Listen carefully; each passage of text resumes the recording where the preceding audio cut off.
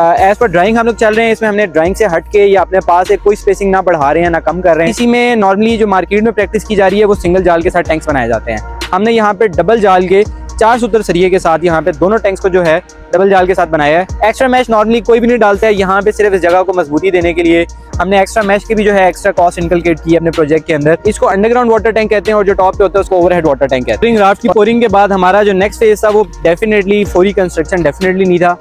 We get enough time for curing. DPC एक सिर्फ dam proofing के लिए होता है, यानी नीचे से जो आपकी पानी की नमी है उसको रोकने के लिए किया जाता है, उसको डीपीसी कहा जाता है। प्लिंथ बीम नॉर्मली तब होता है जब आपने ऊपर का वेट लेकर आना है, उसको कंप्लीट हर तरफ से डिवाइड करना है और ये वेट हमारा कॉलम से होते हुए नीचे राफ्ट तक डिस्ट्रीब्यूट होगा। तो अस्सलाम वालेकुम viewers, welcome back to episode 3 of 4 construction project in Gulberg residential block J. आज की डेट में हम लोग मौजूद हैं अपने ब्लॉक जे की साइट के ऊपर और अब से पहले आप एपिसोड 2 तक जो हमारी लास्ट अपडेट थी वो आप लोगों ने इसके लीन के लेवल तक देखी थी, यानी हमने अपने प्लॉट के ऊपर जो है वो लास्ट लीन की स्टेज कवर की थी। And since then until today things have changed a lot, यानी कि अभी आप देख सकते हैं कि हम लोग लीन के लेवल से ऊपर ऑलमोस्ट 5 to 6 फीट ऊपर आ चुके हैं और इस टाइम हम लोग अपने प्लॉट की ग्राउंड लेवल के स्टेज के ऊपर खड़े हैं, यानी ये हमारे ग्राउंड लेवल है। अब व्हाट हैज़ चेंज्ड, तो इसका हम आप लोगों को प्रॉपर एक सिस्टमेटिक तरीके से बताएंगे कि क्या क्या प्रोसेसेस हुए हैं which led us to this stage. सबसे पहले हमारा लीन के बाद जो नेक्स्ट स्टेज है दैट वाज रिगार्डिंग राफ्ट। अब चूंकि पाइल्स के बाद लीन और लीन के बाद राफ्ट जो है वो इसलिए ज़रूरी है कि जितने भी हमारे अंडरग्राउंड पिलर्स हैं उनको ऊपर एक बेस सॉलिड चाहिए जिसके ऊपर हमारी घर की एक्चुअल कंस्ट्रक्शन स्टार्ट होनी है। तो वो नीचे जो पिलर्स हैं उन्होंने मेन बेस को यानी कि राफ्ट की स्लैब को होल्ड किया है और उस राफ्ट की स्लैब के ऊपर जो है हमारा एंटायर घर जो है वो बेहतरीन तरीके से इंशाल्लाह एस्टेब्लिश हो रहा है।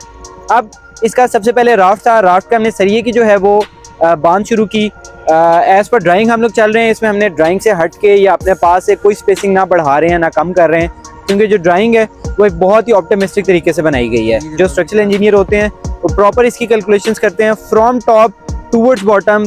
तमाम किस्म का जो लोड है पूरे घर का उसको प्रॉपर तरीके से डिस्ट्रीब्यूट करते आ रहे होते हैं, तो they know it very well कि किस तरह से उसकी कहाँ पे सरिये की स्पेसिंग और किस जो है एमएम का सरिया जो है कहाँ पे देना है। सबसे पहले हम लोग बात करेंगे राफ्ट का। जो हमने सरिया बांधा है नीचे हमारा आधी का और 3 इंच का जो है वो सरिया यूज़ किया गया राफ्ट के अंदर। ये अभी आप इस टाइम वीडियो में भी देख रहे हैं कि हमने इसको प्रॉपर जो है एज पर ड्राइंग डबल जाल जो है वो बिछाया है और डबल जाल के साथ साथ हमारा इसमें जो है वो एक्स्ट्रा मैश भी जो है डाली गई है। बॉटम और टॉप में हमारा ऑलमोस्ट 9 इंचेस के प्लस माइनस का जो है वो रिंग्स का आपस में गैप है और एक्स्ट्रा मैश जो है वो हमारी वहाँ पे कंटिन्यू हुई है जहाँ पे हमारी ऊपर ब्रिक मैसनरी होनी है। एक्स्ट्रा मैश नॉर्मली कोई भी नहीं डालता है, यहाँ पे सिर्फ इस जगह को मजबूती देने के लिए हमने एक्स्ट्रा मैश की भी जो है एक्स्ट्रा कॉस्ट इनकलकेट की है अपने प्रोजेक्ट के अंदर, जो कि हमें एज पर ड्राइंग गिवन थी।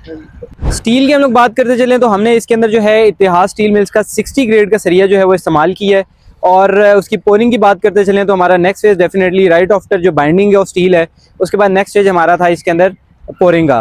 पोरिंग के लिए हमने 1-2-4 की रेशियो इस्तेमाल की है, यानी कि 1 सीमेंट 2 रेत और 4 क्रश भी हमने इसके अंदर जो है आधी प्योर और आधी डाउन का जो है हमने मिक्स यूज़ करके थ्रू और नीचे जो है इसकी राफ्ट की हमने पोरिंग की है। 3000 PSI मेंटेन करते हुए इसकी भराई जो है मुकम्मल की। राइट आफ्टर जो हमारी राफ्ट है उसके बाद हमारे इस टाइम आप मेरे पीछे भी देख रहे हैं कि मल्टीपल नंबर ऑफ जो हैं ये कॉलम्स खड़े हुए हैं।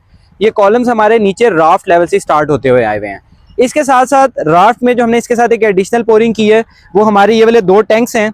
इस टाइम एक ये वाला टैंक है, ये हमारे नीचे अंडरग्राउंड वाटर टैंक है और इस साइड पे जो आप देख रहे हैं बेसिकली पोर्च लेवल है और ये पोर्च वाला जो है ये हमारा सीवरेज टैंक है। नीचे आपके बेसिकली 2 टैंक्स आते हैं और एक जो आपका टैंक होता है वो टॉप पे होता है, इसको अंडरग्राउंड वाटर टैंक कहते हैं और जो टॉप पे होता है उसको ओवरहेड वाटर टैंक कहते हैं और इसको नॉर्मली सीवरेज टैंक कहते हैं। तो ये इनकी भी हमने आरसीसी की भराई की है। ये हमने आरसीसी की जो है इनकी कंस्ट्रक्शन की है।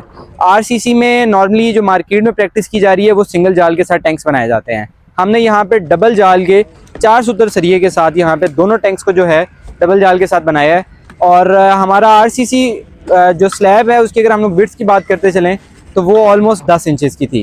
10 इंच का हमने इसके नीचे जो है वो एक कंप्लीट राफ्ट डाला है from front till far end. As per drawing अगर देखा जाए तो ड्राइंग के अंदर हमारा from the drawing room wall till जो पीछे रूम्स की वॉल है वहाँ तक दिया हुआ था, जिससे हमारा फ्रंट से 5 फुट और पीछे से 5 फुट की जो स्पेस थी वो नॉर्मल ओपन छोड़ी जा रही थी। But just for the safety factor हमने इसको कंप्लीट यानी कि 30x60 की जो है डायमेंशन के ऊपर कंप्लीट जो है वो नीचे हमने राफ्ट पोर की। अच्छा, तो राइट आफ्टर कंप्लीटिंग राफ्ट की पोरिंग के बाद हमारा जो नेक्स्ट फेज था वो डेफिनेटली फोरी कंस्ट्रक्शन डेफिनेटली नहीं था। We get enough time for curing. Curing means के पानी लगाना। आपकी कंस्ट्रक्शन के अंदर आधे से ज़्यादा जो रोल प्ले करता है वो पानी प्ले करता है, स्पेशली जहाँ जहाँ पे जब आपकी शटरिंग का काम किया जाता है या कंक्रीट का काम किया जाता है तो it needs enough of water for strengthening. और हमने राफ्ट को एक एनफ टाइम दिया उसकी क्योरिंग के लिए। राइट आफ्टर क्योरिंग जब एक वो अच्छी खासी अपनी स्ट्रेंथ पकड़ चुका था तो उसके बाद हमने, इस टाइम आप मेरे पीछे भी देख रहे हैं, ऑलमोस्ट 4 से 4.5 फीट की जो है वो हमने इसके ऊपर ब्रिक मेसनरी की। ये भी आपको बीच में कुछ ब्रिक्स नज़र आ रही हैं। ये चुनाई हमने की है फ्रॉम फाउंडेशन यानी राफ्ट से लेके ऊपर 4-4.5 फीट ऊपर तक हमने इसकी ब्रिक मेसनरी की। और ये 4-4.5 इसलिए कहा जा रहा है क्योंकि हमने इसका प्रॉपर रोड लेवल निकाला।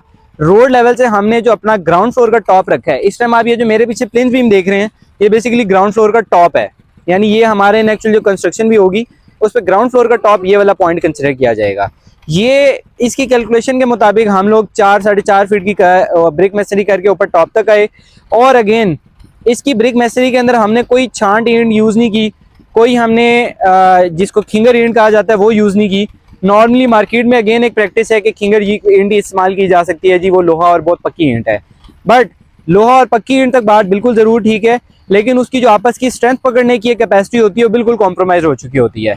और नीचे क्यों, चूंकि आपकी बेसमेंट ने पूरा लोड लेना होता है तो वहाँ पे आपको हमेशा अच्छी ईंट यूज़ करनी चाहिए। अगेन इस टाइम आप मेरे पीछे भी देख रहे हैं कि हमने इसके अंदर जो है प्रॉपर ए क्वालिटी की अव्वल ईंट यूज़ की। और अव्वल ईंट की हमने 4.5 फीट की चुनाई के बाद 9 बाय 9 इंच का प्लिंथ बीम किया।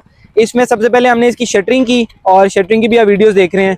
और उस वीडियो के बाद हमने इसकी अगेन 1:4 की रेशियो के हिसाब से इसकी हमने पोरिंग की है। और इस टाइम आप देख रहे हैं कि थ्रू आउट हमारे प्लॉट की जहाँ जहाँ पे ब्रिक मेसनरी होनी है वहाँ पे हमने प्लिंथ बीम किया है। नॉर्मली लोग डीपीसी भी करते हैं। डीपीसी एक सिर्फ डैम प्रूफिंग के लिए होता है, यानी नीचे से जो आपकी पानी की नमी है उसको रोकने के लिए किया जाता है, उसको डीपीसी कहा जाता है। प्लिंथ बीम नॉर्मली तब होता है जब आपने ऊपर का वेट लेकर आना है, उसको कंप्लीट हर तरफ से डिवाइड करना है और ये वेट हमारा कॉलम से होते हुए नीचे राफ्ट तक डिस्ट्रीब्यूट होगा और राफ्ट से डिस्ट्रीब्यूट होते हुए नीचे पाइल्स पे जाएगा।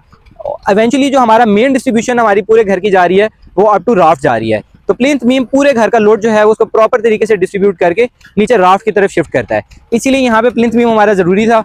और अगर प्लिंथ बीम की बात की जाए तो प्लिंथ बीम के बाद नॉर्मली आपको जो है इसके ऊपर डैम प्रूफिंग की या जिसको मेम्ब्रेन शीट कहा जाता है उसकी नॉर्मली ज़रूरत नहीं पड़ती है, क्योंकि ये 9 बाय 9 इंच का होता है। It is of enough size कि यहाँ से नमी जो है वो ऊपर की तरफ पेनिट्रेट नहीं कर पाती है। But still for the safety factor हमने इसके ऊपर जो है डैम प्रूफिंग की है प्रॉपर। और इसके बाद से हमारा जो नेक्स्ट फेज होगा वो इसके ऊपर प्रॉपर चुनाई का होगा। अब इस टाइम आप मेरे पीछे अगर ऑन रोड देखें तो वो रोड का लेवल है, रोड का लेवल आप दिखाएं, उस रोड के लेवल से ऑलमोस्ट ये इस साइड पे, अभी आप मेरी हाइट देखें ज़रा, ऑलमोस्ट ये हमारा ग्राउंड फ्लोर का लेवल आ रहा है। ये ग्राउंड फ्लोर का लेवल है up to 3 feet from the road level, क्योंकि अभी हमारी रोड जो है वो कारपेट होनी है 6 इंच के प्लस माइनस का उसमें भी मार्जिन होता है उसकी कारपेटिंग होने के बाद। तो उससे हमने ऑलमोस्ट 3 फीट की ये हाइट रखी है और जो हमारा पोर्च का लेवल है वो ऑलमोस्ट 2 फुट का है। तो ये आगे तक अगर हम लोग गेट की बात करें तो गेट का बॉटम हमारा ऑलमोस्ट 1.5 फीट के ऊपर आ रहा है। तो ये जिस टाइम आप घर बना रहे हो तो उस टाइम इस चीज़ का खास ख्याल करें कि आपकी जो घर की ग्राउंड फ्लोर की हाइट है वो एक सर्टेन हाइट होनी चाहिए, बिल्कुल रोड के लेवल पे नहीं होनी चाहिए। रीज़न बीइंग, एक तो जहाँ पे आपकी अनसर्टेनिटी हो कि अभी रोड बनना है यानी उसकी कारपेटिंग होनी है, वो भी आपको श्योरिटी नहीं है कि किस हद तक करेंगे सोसाइटी। 6-8 इंच के प्लस माइनस का मार्जिन नॉर्मली होता है, बट 6 इंच का भी अगर मार्जिन रखें तो आपने उस हिसाब से आगे की जो अपनी कैलकुलेशन होती है वो करनी होती है।